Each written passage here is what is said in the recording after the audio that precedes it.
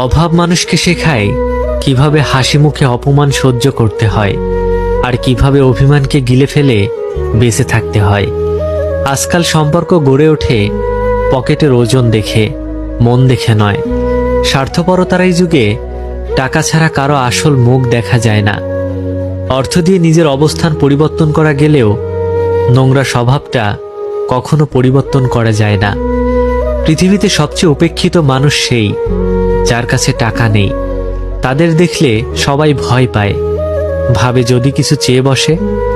অন্যের কাছে যা আছে তা নিয়ে স্বপ্ন দেখার নাম সুখ নয়, বরং নিজের যা আছে তা নিয়ে সন্তুষ্ট থাকার নামই সুখ।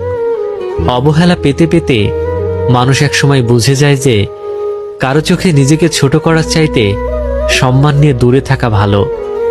মানুষকে বিশ্বাস করে দেখেছি, আর ততবারই ঠকেছি।